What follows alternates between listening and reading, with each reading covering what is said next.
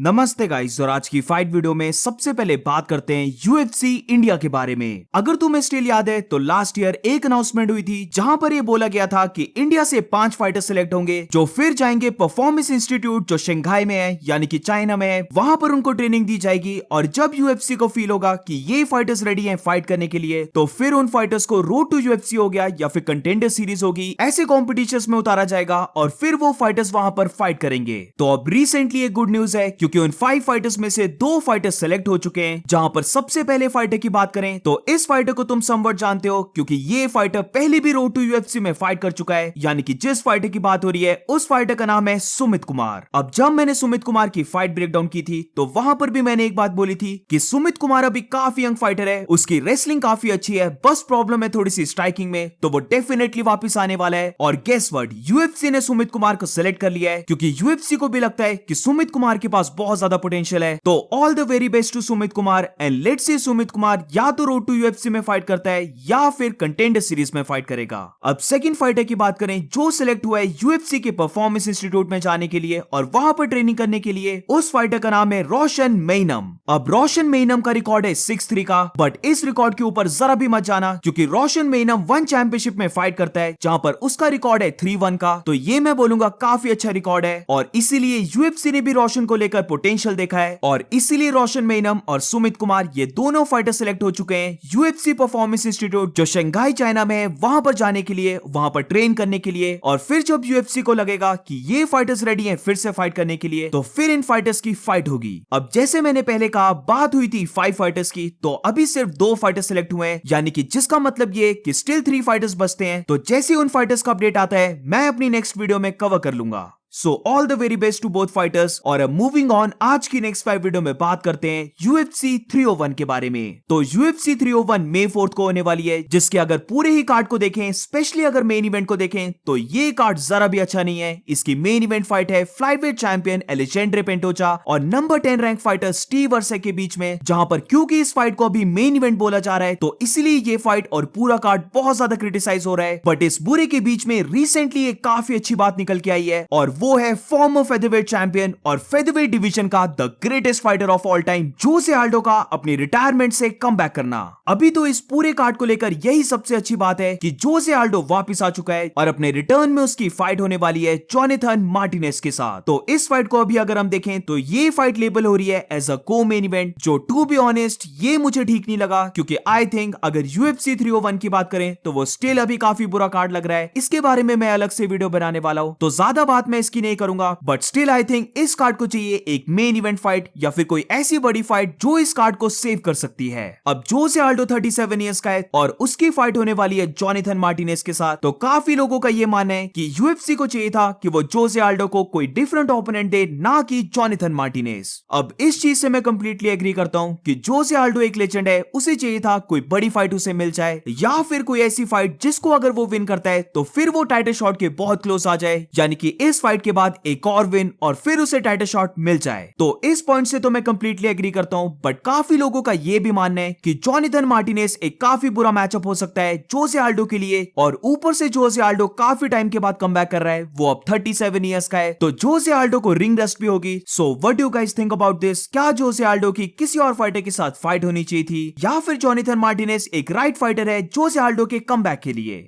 आज की next 5 video में बात करते हैं बो निकल के बारे में। तो जैसे कि हम सब जानते हैं कि बो निकल की फाइट UFC 300 के मेन कार्ड में होने वाली है, जिससे कि बहुत सारे लोग इंक्लूडिंग मी शॉक हैं क्योंकि आई डोंट थिंक सो कि बो निकल डिजर्व करता है UFC 300 के मेन कार्ड में रहना। अब इस चीज से लोग तो जरा भी खुश नहीं थे, बट इसके ऊपर से बो निकल फाइट कर रहा है कोडी ब्रंडेज के साथ, जिसको कोई भी नहीं जानता, और इसके भी ऊपर से ये फाइट बुक हुई थी चार्ल्स ओलिवेरा और अरमान सरूकिन के ऊपर। तो मेरे पास काफी छोटी सी हैप्पी न्यूज है और वो ये है कि जब रिसेंटली 300 के मेन कार्ड को शो किया गया था तो वहां पर हम देख सकते हैं कि बो निकल और कोडी ब्रंडेज की फाइट को एक स्टेप नीचे कर दिया है और चार्ल्स ओलिवेरा एंड अरमान सरूकिन की फाइट को 4th में कर दिया है, यानी कि अब ये शो हो रहा है कि बो निकल और कोडी ब्रंडेज की फाइट UFC 300 की मेन कार्ड ओपनर फाइट है। स्टिल मैं बोलूंगा काफी बुरा है, आई मीन इससे लोगों की फीलिंग्स चेंज नहीं होने वाली है, बट एटलीस्ट चार्ल्स ओलिवेरा और अरमान सरूकिन की फाइट को थोड़ी सी रिस्पेक्ट मिली है। और अब ये चलिए देखते हैं कि बो निकल का क्या कहना है कि उसकी फाइट UFC 300 के मेन कार्ड में है। तो बेसिकली सबसे पहले बो निकल अपनी मिडिल फिंगर दिखाता है और फिर उसके बाद हंसते हुए बोलता है कि वो काफी लाइक कर रहा है कि ये चीज लोगों को मैड कर रही है। जो भी लोग उसे बू कर रहे हैं और जो भी उसकी फाइट प्लेस को क्रिटिसाइज कर रहे हैं उसे भी लोगों के पास जाना चाहिए, और अगर उनको अपनी जॉब में प्रमोशन मिलती है तो फिर उसे भी उन लोगों को बू करना चाहिए। अब अपनी प्लेस को जस्टिफाई करते हुए बो निकल का ये कहना है कि उसे लोग देखना चाहते हैं फाइट करते हुए, और इसीलिए UFC ने उसे मेन कार्ड में रखा है, क्योंकि जब भी वो फाइट करता है तो लोग उसे देखते हैं, उस कार्ड को बाय करते हैं। तो बेसिकली बो निकल का ये कहना है कि वो ज्यादा पेपर व्यूज को सेल कर सकता है, इसीलिए UFC ने उसे मेन कार्ड में रखा है। अब अगर ये बात सच है कि बो निकल ज्यादा पेपर व्यूज को सेल कर सकता है तो समवट मैं एग्री करता हूं बो निकल से, बट स्टिल मेरी ओपिनियन में मेन कार्ड में रहना बो निकल डिजर्व ही नहीं करता है। अगर बो निकल की फाइट हो रही होती किसी और ओपोनेंट के साथ या फिर टॉप रैंक फाइटर के साथ, इवन टॉप 10 रैंक फाइटर के साथ भी, चलो वो भी छोड़ दो, अगर किसी ओल्ड लेजेंड के साथ भी फाइट हो रही होती तब भी हम मान सकते थे कि बो निकल को मेन कार्ड में रखा जा रहा है, बट ही इज फाइटिंग कोडी ब्रंडेज। Also feels good to be on the main card. Let's go. Dude, congratulations. Congratulations on that, man. I don't know how you pulled that off. That's just doing me, baby. I don't really care, to be honest. I can fight wherever. I like that it makes people mad. I think that's so funny. Yeah. You don't deserve it. Oh, I'm like, okay, thank you. I think that all these people, it's like that one thing where I should go to their job and like, if they get a raise, I should be like, boo, boo, you don't deserve it. You don't deserve it, you bum. You've only been working here 2 years. This guy, Jim, over here has been working here 3. You freaking scumbag. You deserve a pay cut, you idiot. At the end of the day, the decision was made because I probably sell more. Like more people want to see me. Why would they put me there unless more people want to see me? Because at the end of the day, the most watched spot is the prelims and the main prelim. So if they wanted more people to see me, they would put me at the main prelim. But the reality is they want to sell more. They want to sell more pay-per-views, so they put me on the pay-per-view.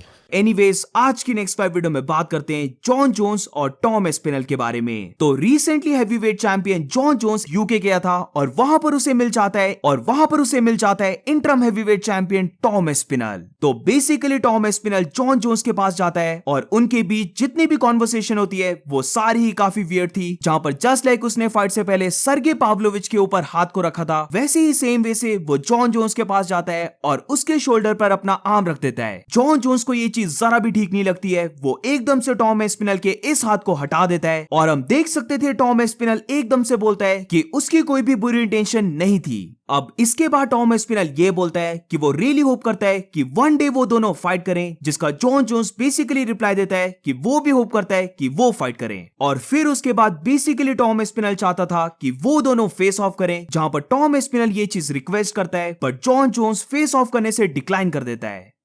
Just saying hello. Nice to meet you too. I would hope so. I would love to, man. I would hope so. Respect, man. All the best. Respect. All the We'll do a best. quick picture. Sure. Yeah? Let's get A it. face off. No, Just a... No, okay. No problem. No problem. No problem.